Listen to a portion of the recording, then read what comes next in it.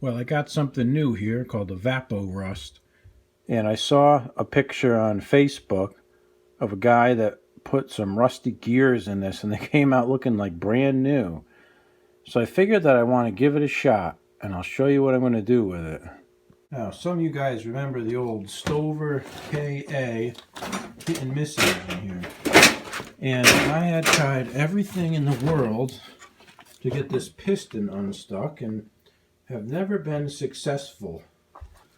And if you look in here, you see how nasty this thing is. It's just all full of junk and crap and you name it, it's in there. And what I'm going to do here is put the Evapo-Rust in here. And you can still see some oil in the piston there. I had soaked this thing in oil for 6 months or more. And the straw that broke the camel's back was that I tried to press it out in this press and I ended up bending this whole piece here and destroying my press. And I just figured that, you know, what do I got to lose? Maybe I'll throw some of this crap in there and see what it does. And I got this old rag here. There's just a bunch of junk in here. I'm going to see if I can maybe just get some of the dirt out of there before I... Oh, it's not dirt. That's just corrosion and crap. It's not even coming off. It's just all pits and nasty stuff. So I'm going to fill that up with the Evapo-Rust and see what happens. We'll come back in a day or so and just see what we got. Now, supposedly this stuff is non-toxic and can be dumped down a drain or something. I don't know if I'm going to go to that extent with it or not, but... Oh, shit, it's coming out the spark plug hole. That's funny. So that's as much as I can put in there. So I put the whole motor in this little catch pan here just to see, you know, if it does somehow start to get past the rings, it will all collect into that pan. They claim that you can use this stuff over and over again, and I'm going to smell it, see what it smells like. It doesn't have any smell whatsoever. I don't know what the magic ingredient is, but from what I saw with other guys' stuff, it looked like it was pretty darn amazing. So I'm willing to give it a shot. I got this can of Evapo-Rust at Tractor Supply, and it was $21.99. I know it's expensive, but it says you can use it over and over again. So I figured, what do I got to lose other than 20 bucks, right? So we'll give it a shot, and we'll see what happens. We'll come back tomorrow. Well, I've had the Evapo-Rust sitting in this thing for greater than 14 hours, and it's way longer than what the manufacturer's time is supposed to be. It's only supposed to be like a couple hours, so actually it's been in here for about 20 hours, I think. And I'm just trying to, I'm pissing it out the spark plug hole here by putting my hand in there, but I can't really think, it hasn't done a thing to my rings, that's for sure. But not really sure how to get all this crap out of here. Short of splashing it out the plug hole here. Ooh, it's dirty, I'll give it that much. Must have done something in there, I think.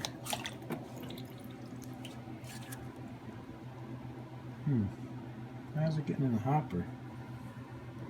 It's interesting. Splish splash. Well, I'm gonna have to take it upside down and buff it out. So let's look at the crap that came out. It's really dirty. It was like clear when we put it in. But what did it actually do? Wow, I can actually see bare metal. That is absolutely amazing. Well, it definitely didn't get me all the way down to my,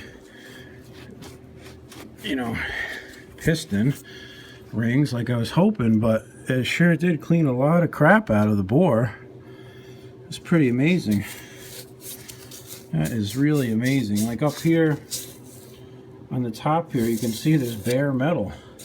It didn't go above this spot because that's where the hole is for the spark plug, and you can see how pitted it is up here, and it actually worked pretty well. I'm really impressed with it. And this thing is pitted to crap in here. That I mean, I'm nowhere with freeing up my piston, but I'm better than I was. There's some really chunky, scaly junk in there.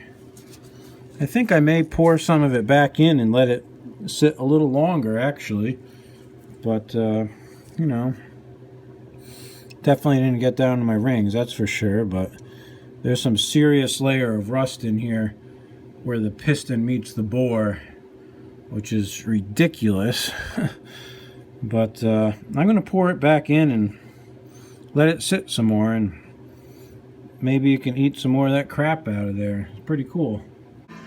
I got these two pieces of chain off of Gravely, and I figured just for shits and giggles that I would dip them into the rust crap here and just let them sit overnight and pull them out and flip them over tomorrow and see what we got.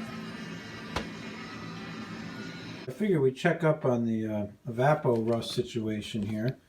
It's now Wednesday night, and I put this chain in here on Sunday, so it's been in there for 3 days. And how does it look? I mean, wow, that's pretty awesome. It actually is like perfectly moving, whereas this side here is like all tight and kinked. So I guess it's doing something. And how's my bore looking here? It's too dirty to tell in there still. So let's flip this chain around 180 degrees and see if we can't get the rest of it in there. And I guess that will save 2 starter chains, which is cool. As far as the Evapo-Rust going down into the rest of the bore, well, evidently that hasn't happened because it's all in there still and nothing's leaked out the back. So, you know, I think what I'm thinking here is I'll let the chain sit for another day or two, and then I'll pull it out. I'll dump out the crap, and I'm going to try to flip the engine upside down and put the Evapo-Rust in from the back side of the piston next, and then maybe that's what we just need to get this thing freed up. Okay, so as a follow-up to the Evapo-Rust situation, I made those original videos back in December, and it's now August. So basically 9 months later, this is where we're at. I never dumped out the Evapo-Rust from in the bore. It just all like evaporated.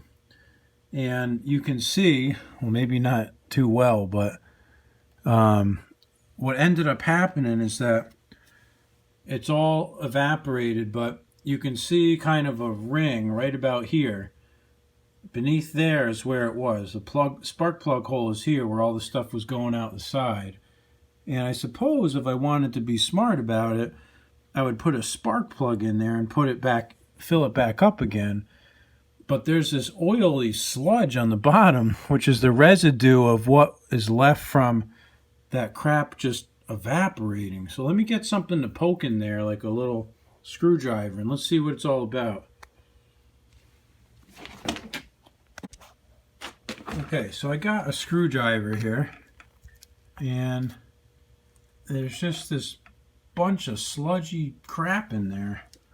And let me see here if I can get some of it out of there and see what's under it. What a mess. It's like tar.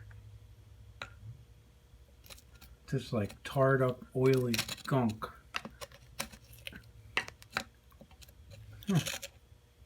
That's quite interesting.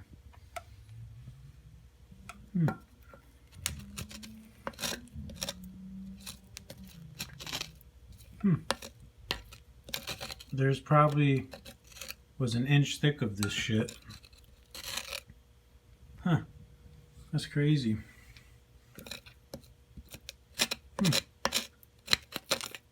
Very strange. Look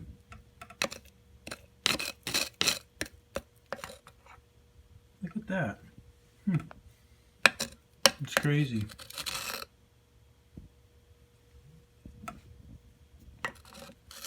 So, anyways, you get the gist of what's going on here. interesting. So we're gonna go to plan B with this thing. So I got something in the mail today, and let me see if I can show you what this is. A 6 by 6 inch piece of 1/4 inch steel, and I bought it on eBay, and it was like $4 plus flat rate shipping, so like around a little over $10. And I'm hoping that we can make a block off plate for the Stover KA. Let me show you what I'm planning on doing. Okay, so here's the plan. We're going to make some holes in this thing, and we're going to make a block off plate that can go right over the top of this engine. And the idea here is that I'm going to put a grease fitting in here and try the grease method to get this frozen piston out. And this circle that goes around, like where the head would be, is a 6-inch diameter. So this 6-inch square will work out perfect. I just got to drill the holes and maybe figure out a way to secure it on there. I'm not sure about these studs, whether they would easily come out or not. I'm kind of thinking they're not going to come out. But worst case, I could put like a spacer over each one of these bolts and tighten up a nut on it, and I'd probably be in pretty good shape.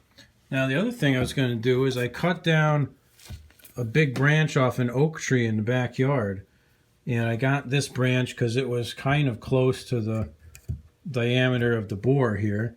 I might go back and find the next log after this. It's probably a little bit smaller, but I was going to try to cut a piece of this branch off and try to fill the bore with it, because the piston's all the way at the back of the bore. That's what the problem is, and it's just stuck in there. It's been in there for 3 years and I can't get it out. So, a lot of people along the way have told me to fill it with grease and pump it up and it will pop the piston out the back. So I'm going to give it a shot. I got nothing to lose, and everyone says the same thing, like put something in that cylinder bore, whether it's oil or whether it's rocks or wood. I've heard all kinds of things, but everyone seems to think that a log is a good way to do it. So that's what I'm going to attempt to do.